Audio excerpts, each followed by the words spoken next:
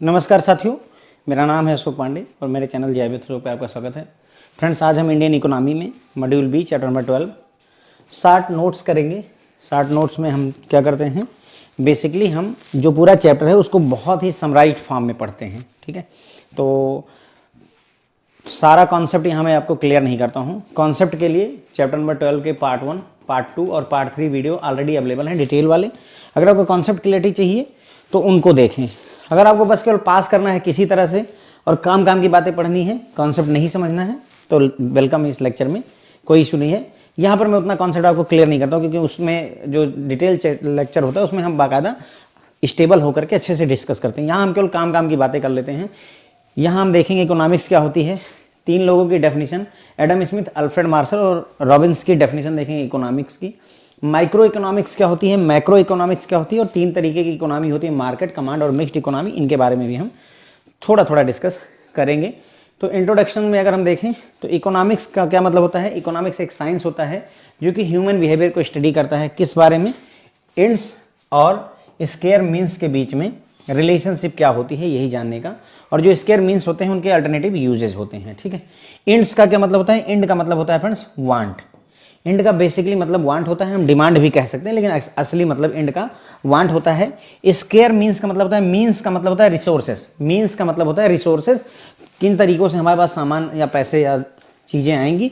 Square मतलब जिसकी कमी हो, स्क्वायर का मतलब जिसकी कमी हो, तो रिसोर्सेज की कमी रहती है। और वांट यानी एंड की कोई लिमिट नहीं है, हमारी इच्छाएं अनंत हैं। ओके, तो उन्हीं दोनों के बीच में रिलेशनशिप को ही इकोनॉमिक्स कहा गया है। एडम स्मिथ की डेफिनेशन देखते हैं अगर हम, तो एडम स्मिथ को फादर ऑफ मॉडर्न इकोनॉमिक्स कहा जाता है, फाउंडर ऑफ भी कह सकते हैं।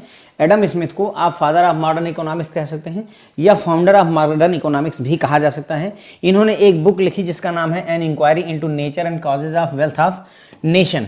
ठीक है, an inquiry into the nature and causes of wealth of nations जो बुक है किसने लिखी है, एडम स्मिथ सर ने लिखी है। ठीक है, इन्होंने इकोनॉमिक्स को डिफाइन किया स्टडी ऑफ वेल्थ के रूप में। किसके रूप में, स्टडी ऑफ वेल्थ यानी संपत्ति, धन संपत्ति की अध्ययन करना इकोनॉमिक्स की परिभाषा के तौर पर इन्होंने दिया हुआ स्टडी ऑफ वेल्थ के रूप में। स्मिथ की जो डेफिनेशन है सर, उसे वेल्थ डेफिनेशन के रूप में भी देखा जाता है। ठीक है, सारी काम की बातें इतनी हो जाती हैं। मॉडर्न इकोनॉमिक्स के फादर कौन है, एडम स्मिथ। बुक का नाम है an inquiry into the nature and causes of wealth of nation. ये किसकी किताब है, एडम स्मिथ की है। और वेल्थ डेफिनेशन किसने दी थी इकोनॉमिक्स की, तो वो भी एडम स्मिथ ने दी थी। ठीक है, फिर आता है सर हमारी अल्फ्रेड मार्शल। तो प्रोफेसर अल्फ्रेड मार्शल ने कहा कि हमें सिर्फ वेल्थ की स्टडी नहीं करनी है, हम ह्यूमन की भी स्टडी करेंगे। ठीक है, तो अल्फ्रेड मार्शल के हिसाब से economics is study of man in the ordinary business of life. हम मैन की भी स्टडी करते हैं। यहाँ पर एक तरफ वन साइड में हम स्टडी ऑफ वेल्थ करते हैं और दूसरी तरफ जो इंपॉर्टेंट साइड है वो स्टडी ऑफ मैन भी करते हैं। लोगों की भी स्टडी करेंगे, धन की भी स्टडी करेंगे। इस चीज़ की एक प्रॉब्लम एडम स्मिथ की डेफिनेशन में थी कि वो सिर्फ धन पर, वेल्थ पर फोकस करते थे, मैन का उनसे कोई लेना देना नहीं था। इनके हिसाब से अल्टीमेट पर्पज या ऑब्जेक्टिव जो इकोनॉमिक्स का है वो क्या है, लोगों का वेलबींग और वेलफेयर को प्रमोट करना है। लोगों का वेलबींग और वेलफेयर प्रमोट करना है। इसीलिए जो मार्शल की डेफिनेशन है उसे वेलफेयर डेफिनेशन भी कहा गया। मार्शल की जो इकोनॉमिक्स डेफिनेशन है उसे वेलफेयर डेफिनेशन कहा गया है। ठीक है, उसी जगह पर इनकी डेफिनेशन को क्या कहा गया था, वेल्थ डेफिनेशन कहा गया था, ध्यान रखेंगे। फिर आते हैं रॉबिन्स। जो सबसे पहली लाइन हमने पढ़ी थी वो रॉबिन्स की ही डेफिनेशन थी। रॉबिन ही बात करते हैं भाई कि हमें एक रिलेशनशिप देखनी है, किसके बीच में, एंड्स के बीच में और स्क्वायर मीन्स के बीच में। ठीक है, हमें एंड्स के बीच में और स्क्वायर मीन्स के बीच में रिलेशनशिप देखनी है। और जो इस एंड का मतलब बताया था मैंने, वांट होता है। एंड का मतलब मैंने आपको बताया था कि ये वांट होता है, चाहत, और मीन्स का मतलब रिसोर्सेस होते हैं। स्क्वायर का मतलब कमी, कम रिसोर्सेस की बात होती है। जो रिसोर्सेस उनका अल्टरनेटिव यूज है, अल्टरनेटिव यूज का मतलब एक रिसोर्स का हम कई तरीके से प्रयोग कर सकते हैं। जैसे फॉर एग्जाम्पल हमारे पास मान लीजिए 50 रुपये हैं, तो उस 50 रुपये का हम कई तरीके से यूज कर सकते हैं। हम पेन खरीद सकते हैं, हम रिचार्ज करवा सकते हैं, हम बस का यात्रा करना चाहें तो भाड़ा भर सकते हैं। ठीक है, गोलगप्पे खा सकते हैं, समोसे खा सकते हैं, मल्टीपल यूजेस। ठीक है, तो अल्टरनेटिव यूज का ये मतलब होता है। ठीक उसी तरीके से पानी है, पानी का भी हम कई तरीके से यूज कर सकते हैं। उसकी बर्फ बना सकते हैं, बोतल में भर के बेच सकते हैं, खुद पी सकते हैं, शरबत बना सकते हैं, multiple uses are there. Okay, तो वही अल्टरनेटिव यूज हो गया। This definition presents economics as study of means and ends. तो ये जो मतलब डेफिनेशन है लियोनेल रॉबिन्स की, वो किसकी स्टडी है? मीन्स की। मीन्स का मतलब रिसोर्सेस और इंड्स का मतलब वांट्स। ठीक है, रॉबिन्स की डेफिनेशन को स्कैरसिटी डेफिनेशन के नाम से जाना जाता है। वहां देखो एडम स्मिथ का क्या था? वेल्थ डेफिनेशन थी। अल्फ्रेड मार्शल की क्या थी? वेलफेयर डेफिनेशन थी। उसी तरीके से रॉबिन्स की डेफिनेशन स्कैरसिटी डेफिनेशन कहलाती है। स्कैरसिटी मतलब किसी चीज की कमी होना। अगर आपके पास पैसे की कमी है तो पैसे की स्कैरसिटी है, तो स्कैरसिटी डेफिनेशन इनकी कहलाती है। स्कैरसिटी डेफिनेशन के अगर इस एस्पेक्ट की हम बात करें तो इसमें 4 एस्पेक्ट होते हैं। पहला, मैन हैज अनलिमिटेड वांट्स। इंड अभी समझा था ना, इंड का मतलब वांट्स होता है, तो लोगों की चाहत की कोई कमी नहीं है, मतलब अनलिमिटेड इच्छाएं हैं हमारी, अनलिमिटेड वांट्स हैं हमारी। मीन्स यानी resources to satisfy human wants are limited. लेकिन जो हमारी चाहत तो बहुत है, अनलिमिटेड हमारी वांट्स हैं, लेकिन उनको सेटिस्फाई करने के लिए, उनको पूरा करने के लिए जो हमारे पास रिसोर्सेस हैं, जो मीन्स हैं, वो लिमिटेड है, वो अनलिमिटेड नहीं है। हम पानी कितना भी पीना चाहते हैं, हर कोई पीना चाहता है, लेकिन क्या उसके लिए बहुत सारा रिसोर्स अवेलेबल है? नहीं, लिमिटेड ही है। ओके, उसी तरीके से resources are not only limited but have alternative use. जो रिसोर्सेज हैं वो केवल लिमिटेड ही नहीं है, बल्कि उनका अल्टरनेटिव यूज भी है, मतलब उनको एक जगह दूसरी जगह काम में भी ला सकते हैं। कोयला है, मल्टीपल कामों में ला सकते हैं, बिजली का प्रोडक्शन कर सकते हैं, जला करके भट्टी यूज कर सकते हैं, प्रेस वगैरह करने में, कपड़े जो है इस्त्री वगैरह करने में आ सकते हैं, मल्टीपल यूजेज हैं। Okay, man has to make choice. अब चूंकि यहाँ अल्टरनेटिव यूजेज हैं, इस वजह से आदमी को चॉइस करना पड़ेगा कि भाई हम किस काम में इसको यूज करते हैं। ओके, तो ये हो गई हमारी स्कैरसिटी डेफिनेशन में। मैन हैज अनलिमिटेड वांट्स, जो रिसोर्सेज हैं इसको वांट्स को सेटिस्फाई करने के लिए मीन्स जो हैं वो लिमिटेड हैं, और ये केवल लिमिटेड ही नहीं है बल्कि उनके अल्टरनेटिव यूज हैं, और हमें एक चॉइस करनी पड़ती है कि हम किस काम में इसे यूज करना चाहते हैं। फिर आता है सर आपका माइक्रो इकोनॉमिक्स और मैक्रो इकोनॉमिक्स। तो देखो सिंपल से भाषा में समझें, माइक्रो इकोनॉमिक्स मतलब आपके घर लेवल पर जो इकोनॉमिक्स चलती है उसे माइक्रो इकोनॉमिक्स कह दीजिए, और जो पूरे देश लेवल पर चलती है उसे मैक्रो इकोनॉमिक्स कह दीजिए। थोड़ा सा फर्क है, देखो माइक्रो में आई है, माइक्रो और मैक्रो दोनों में समझिएगा बोलने में। माइक्रो इकोनॉमिक्स और मैक्रो इकोनॉमिक्स, फर्क सिर्फ आई और ए का ही है। ओके, तो माइक्रो एम आई वाला हो गया और मैक्रो एम ए वाला हो गया। ठीक है, तो माइक्रो इकोनॉमिक्स के फाउंडर कौन है? Adam Smith. पूछा जा सकता है आपसे माइक्रो इकोनॉमिक्स के फाउंडर कौन है? एडम स्मिथ हैं।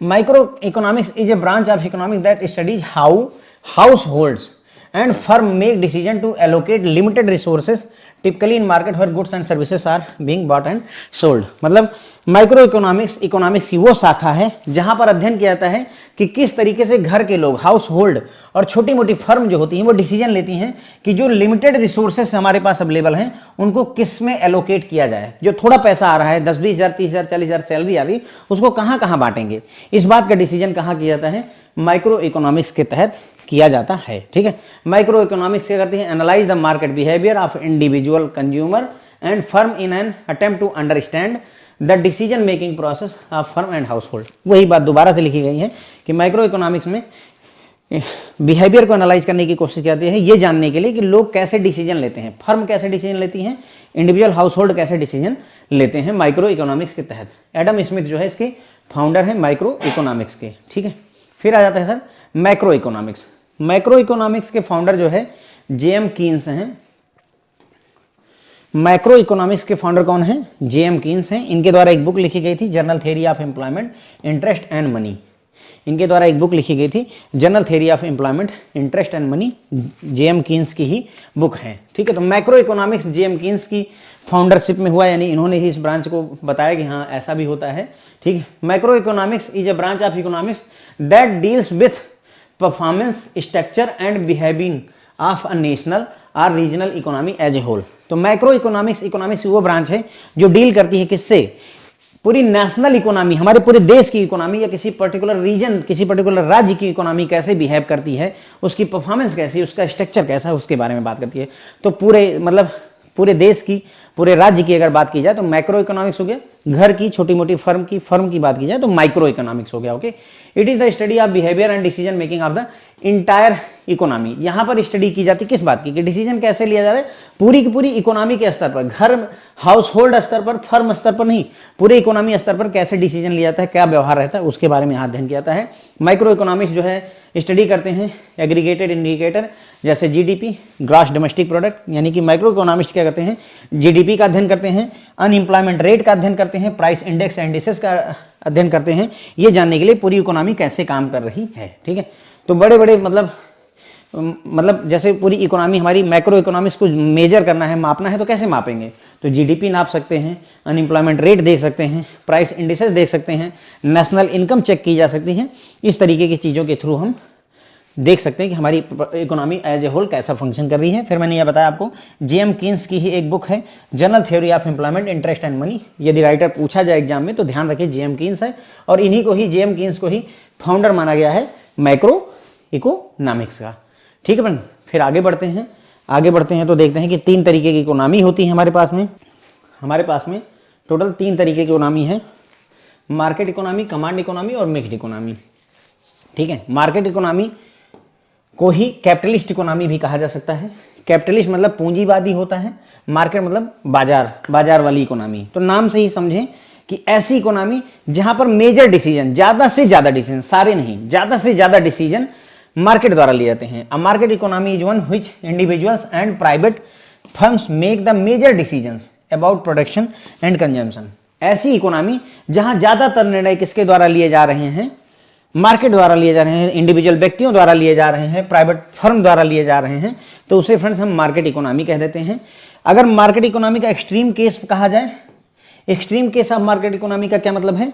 मतलब कहने का ये हुआ कि देखो, मार्केट इकोनॉमी क्या होता है? मेजर डिसीजन, ज्यादा से ज्यादा डिसीजन जो है किसके द्वारा लिए जा रहे हैं? इंडिविजुअल व्यक्तियों द्वारा और प्राइवेट फर्म द्वारा। ठीक है, एग्जाम्पल इसका यूएसए हो जाएगा, आपका इंग्लैंड वगैरह भी हो जाएगा, है ना। यूके वगैरह में भी यही सेम कॉन्सेप्ट चलता है। इंग्लैंड हो गया, यूके कह लीजिए, यूनाइटेड किंगडम कह लीजिए।